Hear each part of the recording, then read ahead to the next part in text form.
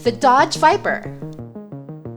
This Dodge Viper is a lot more than your typical sports car, thanks to a big 8.4-liter V10 engine, a cockpit that wouldn't look out of place in a racing vehicle, and the politeness of a ravenous bear. Welcome back to Car Inclusive. If you're as excited as we are to talk about this Dodge Viper, then you wouldn't want to wait a single moment. You with me? So let's do this thing! Behind the wheel of a Dodge Viper is a raw, visceral, and forceful sensation unlike any other.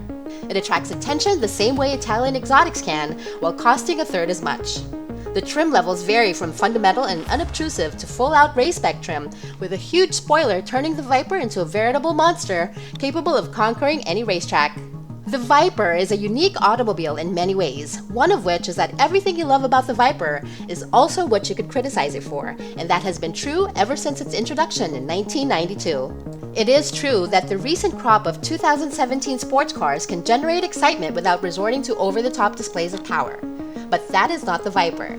The Dodge Viper is an exercise in excess. Its large displacement, 8.4-liter V10 now makes 645 horsepower and 600 pound-feet of torque and sends the Viper to 60 miles per hour in just 3.3 seconds on its way to a 206 miles per hour top speed. The Chevrolet Corvette Z06 is one of Viper's fiercest and most direct competitors, while also being the most expensive. It boasts a more livable interior, a better ride, and the same amount of power as the competition. As an alternative, the high-revving Ford Mustang GT350, which is objectively slower in a straight line, but still fantastic on a racetrack and far less costly, might be considered. The Porsche 911 and the Jaguar F-Type are two of the most luxurious options available, and our team highly recommends both. To many, purchasing the Viper does not make logical sense, and 2017 will be Viper's last year on the market before Dodge retires the model. But we won't hold it against you if you want to enjoy some of the most dramatic automobile experiences while they're still available. A rear-view camera and anti-lock brakes are standard equipment on all 2017 Vipers. Stability control, side door mounted airbags, and a rear-view camera are also included. In a simulated panic stop at the test track, the Viper came to a complete stop in 103 feet, going from 60 miles per hour to nothing. The resulting vehicle is a few feet longer than comparable ultra-high performance coupes, but it's still several feet shorter than the regular sports automobiles. Many fast sports cars are on the market, but only a few cars on the planet are as vicious and raw as a 2017 Dodge Viper. Power is delivered with a menacing grunt, and the rear tires, which are ridiculously wide, struggle to maintain traction every time you hammer the acceleration. Driving, the Dodge Viper is more like a hammer than a precise machine. It's a brutal instrument with a single goal, to get things done quickly, which honestly is a breath of fresh air.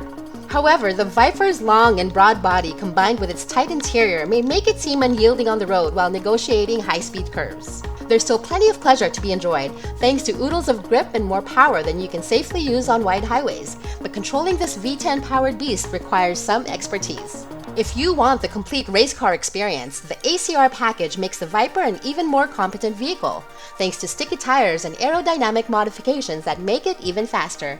However, although this third-generation Viper has improved significantly over its predecessors, it still falls behind other similarly priced sports cars in many vital areas. In essence, the Viper's cost puts it in the same league as some extremely premium sports cars, yet the cabin doesn't reflect that in the slightest. One highlight is the Uconnect infotainment interface, one of the most user-friendly and responsive systems available in terms of simplicity of use and quickness.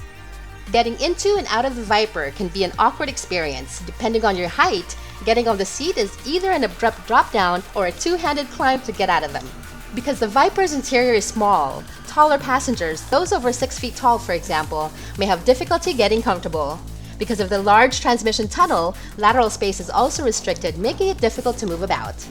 But these complaints are acceptable when you consider an 8.4-liter V10 that produces 645 horsepower and 600 pound-feet of torque.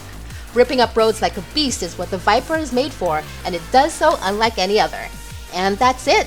What are your thoughts? Let us know in the comments below, and don't forget to subscribe to the channel and share this if you like it.